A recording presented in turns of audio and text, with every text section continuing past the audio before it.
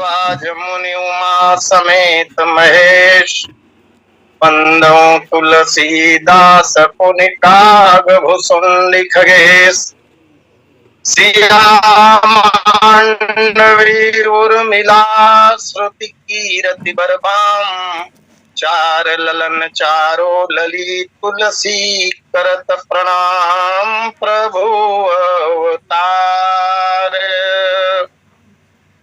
कथा पुनि गाई, तब श्री सुचरित कहसी मन लाई, कौशल्यादि नारी प्रिय सब आचरण पुनीत, पति अनुकूल प्रेम दृढ़ हरिपद कमल विनीत, जिन्होंने तैरना सीखा वही भव पार होते हैं, अनाड़ी मोह दरिया से नहीं उद्धार होते हैं, सभी व्यवहार जिन जाना न अपने आप को जाना, उन्होंने खाक ही छाना वृथा भूभार होते हैं, विषय चूने के गोले को समझ खाते हैं जो पेड़ा, वही भवरोग में फंसकर सदा बीमार होते हैं, नहीं पुरुषार्थ जिनकी ना रहे प्रारब्ध के बल पर, वही बस आलसी संसार में बेकार होते हैं, जिन्हें निज रूप का विज्ञान है वे पार जाते हैं, हितैषी सर्वभूतों के गले का हार होते हैं। बोलिए लखन से रामचंद्र की जय। मेरे परम इष्ट श्री सीतारामचंद्र जी महाराज, भगवान भूत भावन शंकर जी, श्री सीताराम जी के चरण कमलों में नित्य अनुराग रखने वाले हनुमान जी महाराज, श्रीमद रामचरितमानस के प्रणेता गोस्वामी जी महाराज, श्री राम कथा सत्संग लिंक से जुड़े हुए समस्त समादरणीय महान भावों, अर्चनीय वंदनीय पूजनीय माताओं तथा बहनों, इस लिंक के संयोजक एवं संचालक आदरणीय श्री पटेल जी एवं आज के वक्तागण पूज्य चरण डॉक्टर द्विवेदी जी महाराज एवं पूज्य दीवान जी महाराज, आइए प्रभु अवतार कथा पुनि गाई इस प्रकरण पर विगत कुछ दिनों से कथा गतिमान है। कथा के क्रम में कल हमने देखा था चक्रवर्ती सम्राट महाराज दशरथ की अनेक रानियां हैं, लेकिन आदर्श ग्रंथ होने के कारण 3 रानियों का उल्लेख किया गया। गोस्वामी जी महाराज नारी प्रिय सब आचरण पुनीत, पति अनुकूल प्रेम दृढ़ हरिपद कमल विनीत। कौशल्या जी, कैकेयी जी एवं सुमित्रा जी, ये तीनों चक्रवर्ती महाराज की पटरानियां हैं और उनमें भी प्रथम विवाहिता, प्रथम पानी ग्रहीता हैं अम्बा कौशल्या जी। इसलिए कौशल्या जी के साथ आदि कहकर तीनों रानियों का विवरण गोस्वामी जी महाराज ने दिया। माता कौशल्या के संबंध में कुछ जानकारियां आपके समक्ष में प्रस्तुत करना चाहूंगा। ये महाराज दशरथ की सबसे बड़ी और प्रमुख रानी है। माता कौशल्या ज्ञान की मूर्ति है, जैसा कि महर्षि वाल्मीकि कहते हैं ज्ञान शक्तिश्च कौशल्या, ये ज्ञान की साक्षात मूर्ति है।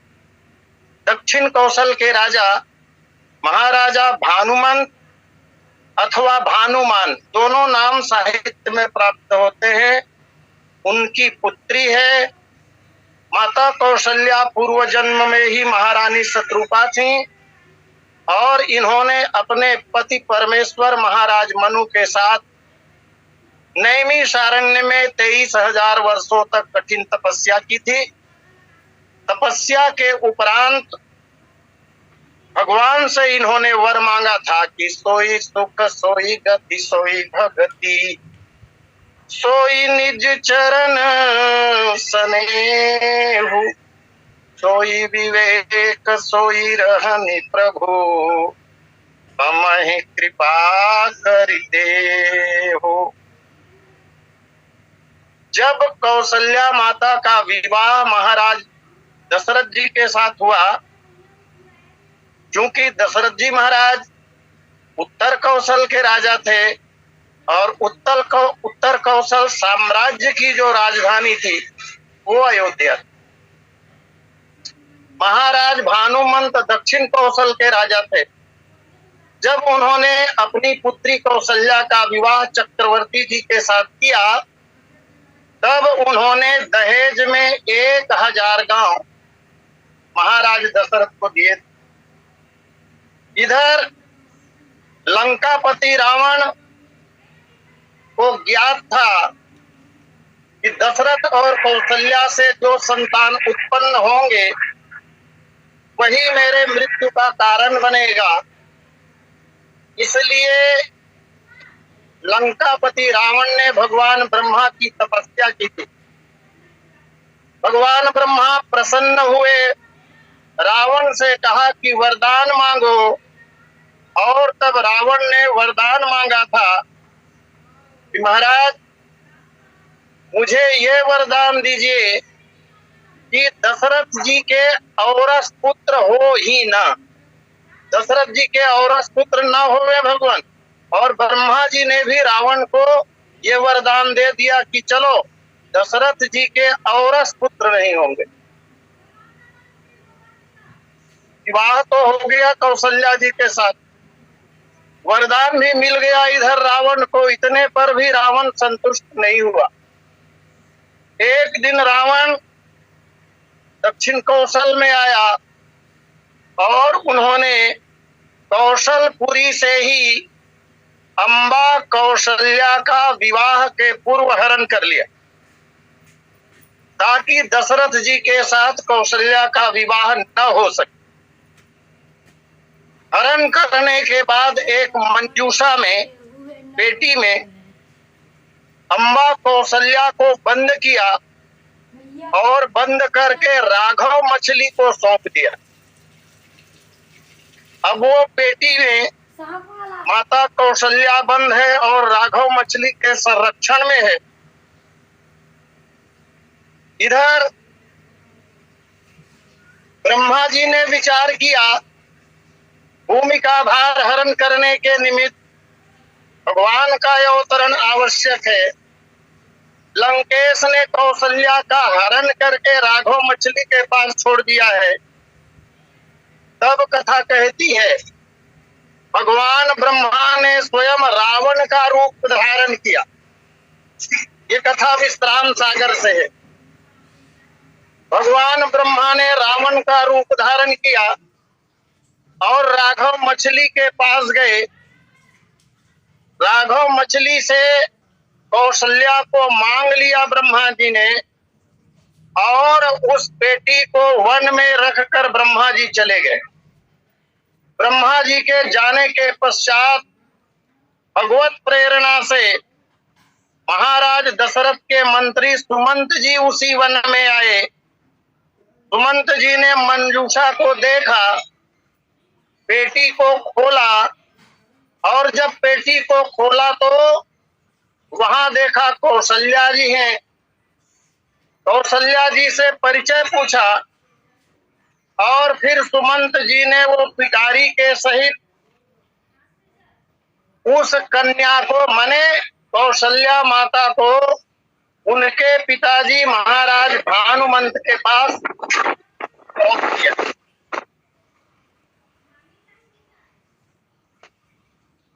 हाँ सर, क्षमा चाहूंगा, पानी बहुत गिर रहा है सर, जगह बदल रहा हूँ जी।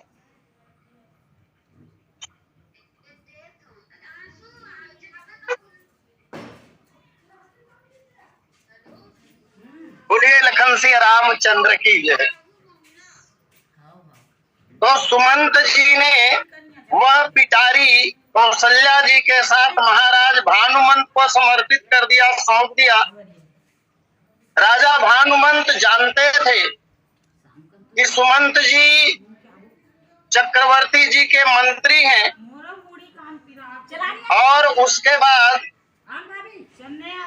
महाराज भानुमंत ने अपनी कन्या कौशल्या का विवाह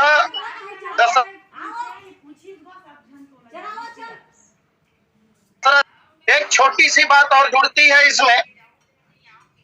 कौशल्या का पानी ग्रहण करा के जब महाराज दशरथ अयोध्या लौट रहे थे तो मार्ग में खरदूषण से मुलाकात हुई। खरदूषण ने, इन राक्षसों ने महाराज दशरथ का मार्ग रोका, लेकिन अपने पुरुषार्थ के बल पर महाराज दशरथ ने उन राक्षसों को परास्त कर दिया और महाराज जी सकुशल वापस अयोध्या आ गए। यही कथा थोड़ी फेर बदल के साथ आनंद रामायण में भी है, पुनरावृत्ति होगी, इसलिए उस कथा को प्रणाम करता हूँ। इधर रावण भगवान ब्रह्मा के पास गया और जाकर कहने लगा कि महाराज, तुमने जो कहा था कि कौशल्या का विवाह दशरथ के साथ होगा, वो तो संभव नहीं है, क्योंकि मैंने कौशल्या को छिपा दिया है। तब भगवान ब्रह्मा ने लंकेश से कहा कि लंकेश, दशरथ और कौशल्या का विवाह तो हो चुका है। आश्चर्यचकित हुआ रावण ने वो पेटिका मंगाई और देखा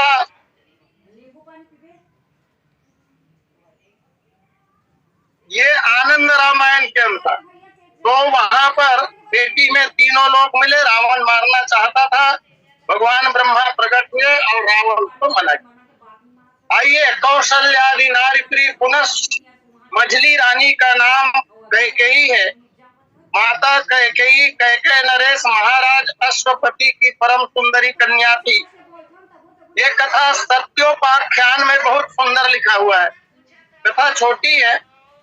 सत्योपाख्यान के अनुसार नारद जी एक दिन अयोध्या पधारते हैं और अयोध्या में आकर उन्होंने महाराज दशरथ को कैकेयी के संबंध में सुनाया कि महाराज अश्वपति की एक सुंदर रूपवती कन्या है, राजन, उनसे तुम विवाह कर सकते हो।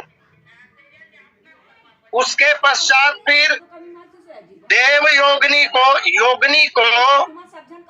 कैकेयी के पास भेजा गया। योगिनी कैकेयी के पास गई और महाराज दशरथ के प्रभाव का वर्णन किया। महाराज दशरथ के संबंध में सम्यक रूप से जानकारी प्राप्त कर लेने के बाद माता कैकेयी के मन में ऐसा विचार आया कि मुझे महाराज दशरथ को ही पति के रूप में वरण करना चाहिए। तत्पश्चात माता कैकेयी ने अपनी माताजी से निवेदन किया और कैकेयी के माताजी ने यह बात महाराज अश्वपति से कही। महाराज अश्वपति बड़े प्रसन्न हुए। वे भी महाराज दशरथ के विषय में सम्यक रूपेण जानते थे। उन्हें कन्या का विचार सुनकर बड़ी प्रसन्नता हुई कि मेरी कन्या चक्रवर्ती सम्राट महाराज दशरथ को पति के रूप में प्राप्त करना चाहती है। ऐसा ऐश्वर्यवान नरेश यदि मेरा दामाद हो जाए तो बड़ी सौभाग्य की बात है।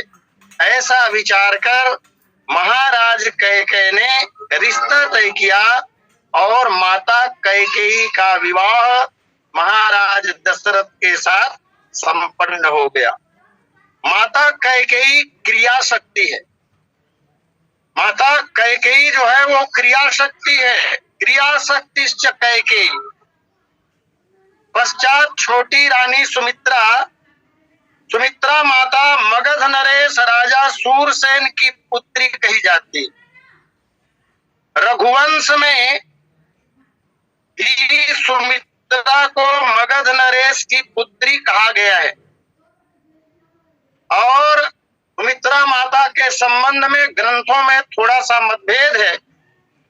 कृत्तिवास रामायण जो बंगला का है उसके अनुसार माता सुमित्रा सिंघल द्वीप के राजा सुमित्र की पुत्री कही गई। असमिया रामायण के अनुसार भी सिंघल द्वीप के राजा सुमित्र की पुत्री सुमित्रा का विवाह दशरथ जी के साथ होना उल्लिखित है। सुमित्रा माता जो है वो उपासना शक्ति है, सुमित्रोपासनात्मिका। ये सभी रानियां महाराज दशरथ को अत्यंत प्रिय है और इसका प्रमाण तो मानस जी में ही प्राप्त होता है। तब ही राय प्रिय नारी बुलाई, कौशल्यादि तहाँ चली आई। गोस्वामी जी महाराज ने संकेत किया तीनों रानियों का नाम देकर, अनेक रानियों के होते हुए जिन रानियों के गर्भ से पुत्र की प्राप्ति होनी है अथवा जिन रानियों के पावन कोख से भगवान अंशों के सहित अवतार लेंगे, उन्हीं प्रमुख रानियों के नाम का उल्लेख गोस्वामी जी ने किया।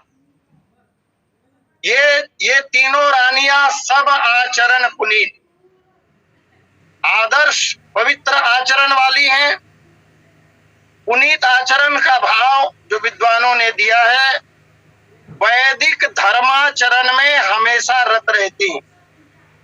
वेद शास्त्र ने सदगृहस्थों के लिए जो नियम बनाए हैं, उन्हीं नियमों का प्रण प्राण से रानियां पालन करती है। मुख्य रूप से हम सदगृहस्थों के लिए शास्त्र जिन बातों का निर्देश करते हैं वे हैं गुरु की सेवा, गौ की सेवा, ब्राह्मणों की सेवा, साधु पुरुषों और देवताओं की सेवा। महाराज की ये तीनों रानियां जो पटरानी कही जाती है, इनके संबंध में गोस्वामी जी का मत, तुम गुरु विप्र चरण सूर सेवी, तसी पुनीत कौशल्या देवी।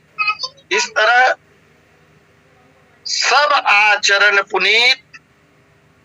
वास्तव में ये तीनों रानियां जो हैं, तीनों रानियां श्री, मी और कीर्ति है।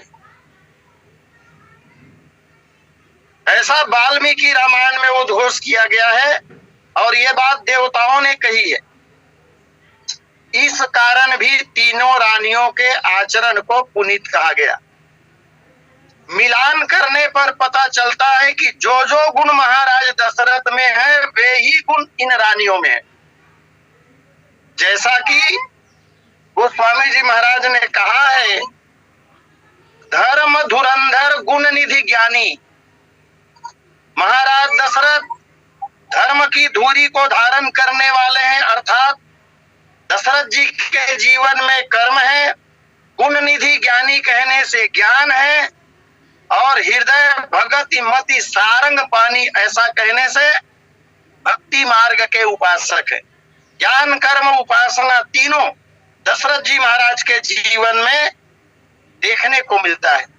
और यही गुण रानियों में भी अभी अभी हमने देखा, ज्ञान शक्तिश्च कौशल्या सुमित्रोपासनात्मिका, क्रिया शक्तिश्च कैकेयी वेदो दशरथो नृप। जो जो गुण दशरथ जी में वो गुण महारानियों में। और इससे ये बात अपने आप सिद्ध हो जाता है कि पति अनुकूल प्रेम दृढ़, पति के अनुकूल है। पति के अनुकूल होना और विनीत होना ये पतिव्रता धर्म के लक्षण है। और हमारे शास्त्रों में स्त्रियों के लिए तो यही धर्म कहा गया है, पतिव्रता धर्म। एक ही धर्म, एक व्रत नेमा, काय वचन मन पति पद प्रेमा। और किसी कवि ने बड़े सुंदर शब्दों में कहा है, धन्य है वो देवियां जो पतिव्रता धर्म का आचरण करती हैं। नारी हो जिसकी पतिव्रता, हम लोगों के लिए भी संकेत किया है कवि ने, ठेकेदारी केवल नारियों की नहीं है। नारी हो जिसकी पतिव्रता, नर भी पत्नी व्रत वाला हो। नारी हो जिसकी पतिव्रता, नर भी पत्नी व्रत वाला हो। ब्रह्मा ने यह निर्मल जोड़ा उज्जवल हाथों से डाला हो। जिसकी स्त्री पतिव्रता हो और पति पत्नी व्रत हो, इस जोड़ी को देखकर कवि अनुभव करता है कि इस जोड़ी का निर्माण भगवान ब्रह्मा ने फुर्सत के क्षणों में किया होगा, निर्मल जोड़ा का। तो पतिव्रता धर्म का पालन वैसे कठिन है। पतिव्रता धर्म को दो धारी तलवार कहा गया है। एक धार वाले तलवार पर चलना ही कठिन है और दो धार वाले तलवार के ऊपर चलना तो महा कठिन है। इस पर भी किसी कवि ने कहा, वो चाहत है न पतिव्रता धर्म पर, वो चाहत है न तुम्हें मन से, यह भेद सभी से छिपाती रहो। वो नेह नहीं करते तुमसे, तुम नेह के नाते निभाती रहो। वो परवाह नहीं करते तुम्हारी, फिर भी सौभाग्य मनाती रहो। जिस पैर से वो ठुकराते तुम्हें, उसकी रज शीश चढ़ाती रहो। इस तरह महाराज दशरथ की सभी रानियां पतिव्रता धर्म का पालन करती हैं। राजा के मति में भक्ति है, इधर रानियों में भी भक्ति की भावना भरी हुई है। भगवान के चरणों में महाराज भी प्रेम करते हैं और रानियां भी प्रेम करती हैं। रानियां महाराज दशरथ की। और हमारे शास्त्रों ने रानियों के 4 प्रकार कहे। रानियां 4 प्रकार की होती है, इस पर कभी और चर्चा हुई थी। प्रथम जो रानी होती है, प्रथम पानी ग्रहीता अर्थात प्रथम विवाहिता, जिनके साथ विधि सम्मत ढंग से पहला परिणय होता है, ऐसी रानी को महिषी या पट्ट महिषी या राज महिषी कहते हैं। महारानी कौशल्या का विवाह दशरथ जी के साथ प्रथम हुआ था। अस्तु सभी रानियों में पट्ट महिषी का जो पद है वो सुरक्षित है महारानी कौशल्या के पास, प्रथम पानी ग्रहीता होने के कारण। दूसरे प्रकार की जो रानी होती है किसी राजा की, उसको कहते हैं परिव्राता रानी। प्रथम रानी के होते हुए किन्हीं कतिपय कारणों से, मान लीजिए प्रथम रानी तो है लेकिन प्रथम रानी से पुत्र की प्राप्ति नहीं हुई और राजा को ऐसा अनुभव हो जाए कि अब मेरी इस रानी से संतान होने वाला नहीं है, एक निश्चित काल तक इंतजार करने के बाद और अपनी प्रथम विवाहिता पत्नी के परामर्श से विधि सम्मत ढंग से अगर वो दूसरा विवाह कर लेता है, तब ऐसी रानी को परिव्राता रानी कहते हैं। तीसरे कोट की एक रानी और होती है, उसको शास्त्रों ने बाबाता रानी कहा। बिना विधि सम्मत ढंग से, माने बिना ब्याह किए, यदि किसी स्त्री को या कन्या को कोई राजा पत्नी के रूप में स्वीकार कर ले, उन्हें भी रानी का दर्जा प्राप्त होता है, उन्हें भी वही सुख सुविधाएं प्राप्त होती हैं जो पट्ट महिषी को अथवा परिव्राता को है। तो ऐसी रानी को बाबाता रानी कहते हैं। और चौथे और अंतिम कोटि की जो रानी होती है उसे पालाकली कहते हैं। किसी राजा के यहाँ राजमहल में दासी भाव से रहने वाली कोई कन्या जिसमें राजा गर्भाधान कर दे अथवा दासी को पत्नी के रूप में स्वीकार कर ले, ऐसी रानी को पालाकली रानी कहते हैं। निवेदन शास्त्रों के अनुसार प्रथम 2 कोटि की जो रानियां होती हैं अर्थात पट्टमहिषी और परिव्राता, इन्हीं दोनों रानियों को अपने पति के साथ बैठकर यज्ञ अनुष्ठान आदि में भाग लेने का अधिकार होता है। बाबाता और पालाकली किस्म की जो रानियां हैं वो सारे सुख को भोग सकती है, लेकिन यज्ञ अनुष्ठान पूजा पाठ आदि में अपने पति के वाम अंग में बैठकर भाग नहीं ले सकती, इन्हें यह अधिकार नहीं। यद्यपि चक्रवर्ती जी की अनेक रानियां हैं, लेकिन बहुत गजब की बात यह है कि महाराज दशरथ की जो रानियां हैं, प्रथम रानी राजमहिषी पट्टमहिषी माता कौशल्या और माता कौशल्या के बाद अन्य जितनी भी रानी हैं वो सब परिव्राता कोटि की रानियां हैं।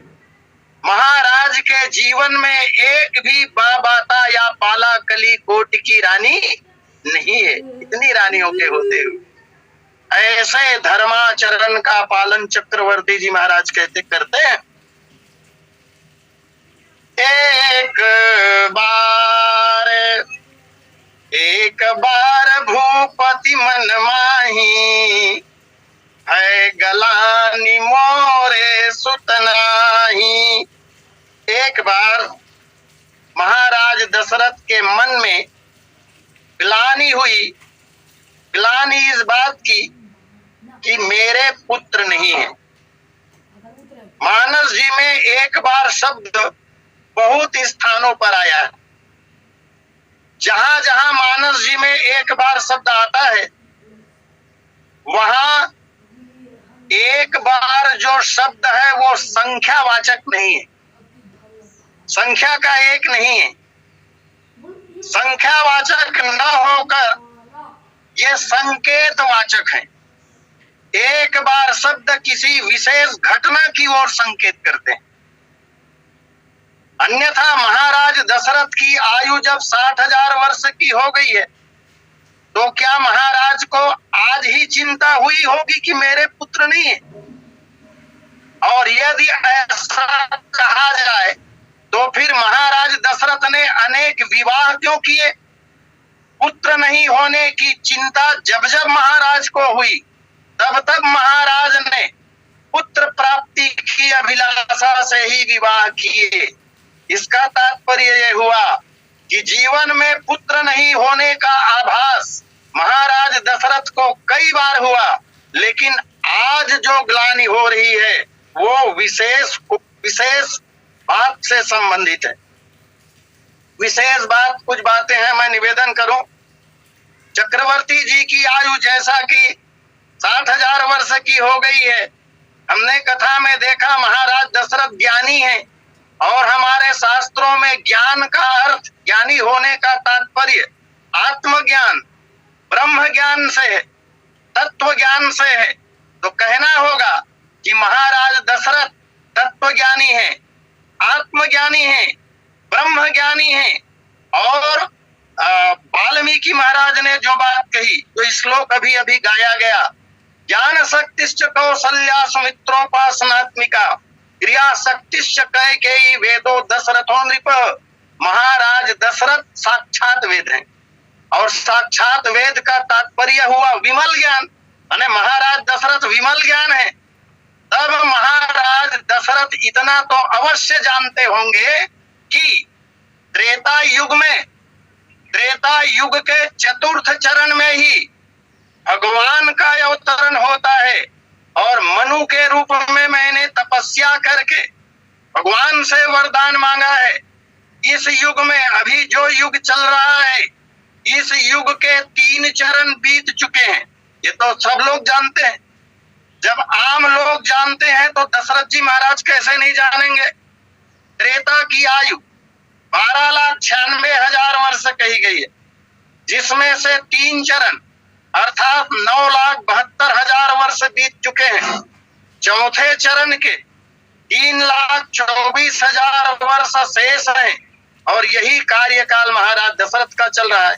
इसलिए दशरथ जी ने विचार किया कि जब त्रेता के चतुर्थ चरण में भगवान का अवतार होता है और इस बार वही भगवान मेरे घर में अवतार लेकर के आएंगे पुत्र के रूप में, तो ऐसा कौन सा कारण है कि अभी तक मुझे पुत्र की प्राप्ति नहीं हुई? ऐसा क्या कारण है कि भगवान का अवतार अब तक नहीं हुआ?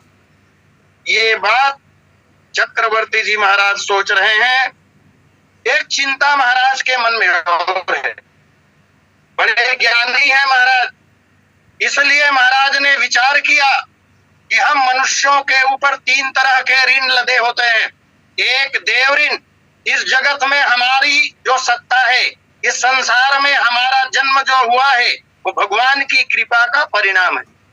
भगवान की कृपा से ही यह मानव शरीर मिला है, इसलिए भगवान के हम कर्जदार हैं।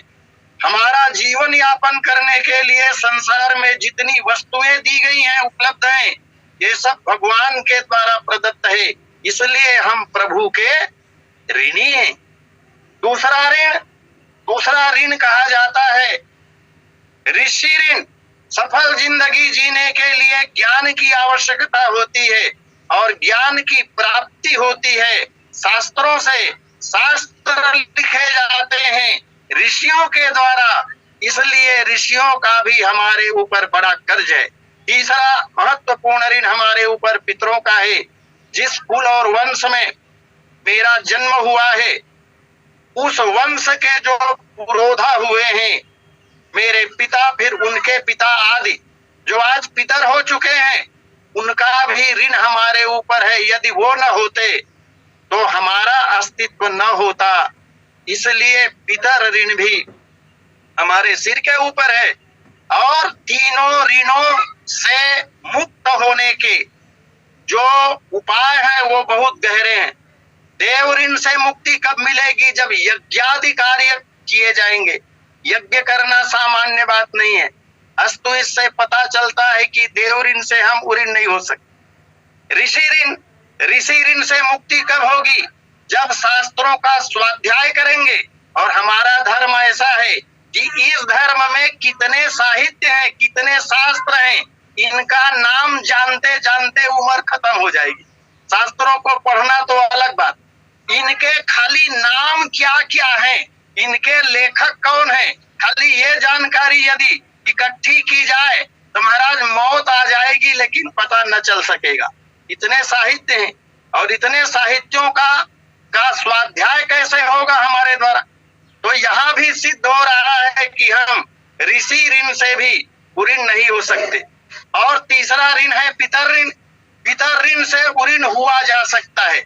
इस ऋण से मुक्त होने का उपाय जो शास्त्रों ने कहा, जिस कुल वंश में मेरा जन्म हुआ है, जिस समाज में मेरा जन्म हुआ है, उस कुल वंश और समाज को आगे बढ़ाने के लिए संतान उत्पन्न करना। लेकिन निवेदन करूं मैं यहाँ पर, नालायक संतान उत्पन्न करने से नरक की यात्रा भोगनी पड़ेगी, नरक जाना पड़ेगा। संतान तो उत्पन्न हो, लेकिन आदर्श संतान उत्पन्न हो, जो समाज सेवी हो, कुल का प्रशंसक हो, कुल का नाम रोशन करे, देश का नाम रोशन करे। ऐसा संतान जब उत्पन्न कर देता है व्यक्ति, तो पितर ऋण से मुक्त हो जाता है। इस तरह तीनों ऋणों से मुक्त होना बहुत कठिन कार्य है, लेकिन हमारे शास्त्र समाधान देते हैं। एक उपाय ऐसा है, केवल और केवल एक उपाय ऐसा है कि क्षण मात्र में ही अल्प समय में ही इन तीनों ऋणों से एक साथ मुक्त हुआ जा सकता है। और वह कार्य क्या है, वह उपाय क्या है? तो उसी उपाय पर श्री राम कथा सत्संग लिंक चल रही है। उसी उपाय पर आइए भगवान की कथा का आयोजन, भगवान की कथा कहना और भगवान की कथा सुनना, इससे व्यक्ति तीनों ऋणों से उऋण हो सकता है। अब वो कैसे, तो मैं निवेदन कर दूं। पहली बात हमने कही थी कि यज्ञादि कार्य से देव ऋण से मुक्ति मिलेगी। अब यहाँ जब भगवान की कथा होती है, इस लिंक में कथा चल रही है 4 बजे से, तो जहां जहां कथा चल रही है वहां शास्त्रों के अनुसार यत्र यत्र रघुनाथ कीर्तनम तत्र तत्र कृतमस्तकांजलि, ये बात है ना। हनुमान जी महाराज विराजमान हैं, और हनुमान जी महाराज ही नहीं, सारे तीर्थ भी आते हैं। अत्रैव गंगा च यमुना गोदावरी सिंधु सरस्वती च सर्वाणि तीर्थानि वसंति यत्र तत्र उचितो द्वारे हरि कथा प्रसंग। जहाँ भगवान की कथा आती है वहाँ भगवान की, ईश्वर की पूजा संपन्न हो जाती है, तो भगवान की सेवा हो गई, यज्ञादि कार्य हो गए। ऋषियों की बात आई तो सारे शास्त्र न पढ़ें, लेकिन चारों वेद पुराण अष्टदश छहो शास्त्र सब ग्रंथन को रस मुनि जन धन संतन को सर्व सार अंश सम्मत सब ही की, मानस जी सबका सार है। जहाँ मानस की कथा हुई तो समस्त वेद शास्त्र पुराणों की कथा संपन्न हो गई। मानस जी की कथा चल रही है, तो मानस के पढ़ने से संपूर्ण शास्त्रों की पढ़ाई पूरी हो गई महाराज। और जहाँ जहाँ कथा होती है वहाँ वहाँ पर कथा वाचक और कथा सुनने वाले के पितर उपलब्ध रहते हैं, वो भी कथा सुनने आते हैं और प्रसन्न होकर वो अपने संतान को आशीर्वाद देते हैं कि मेरे खानदान में ऐसा बेटा पैदा हुआ जो या तो राम कथा का आयोजन करता है, या राम की कथा सुनता है, अथवा राम की कथा गाता है। तो पितर प्रसन्न होकर आशीर्वाद देते हैं और हमें पितर ऋण से मुक्त करते हैं। इसी के साथ आज की कथा को यहीं विराम दूं। शेष चर्चा कल के लिए। बोलिए लखन से रामचंद्र की जय। बोलिए श्यावर रामचंद्र की।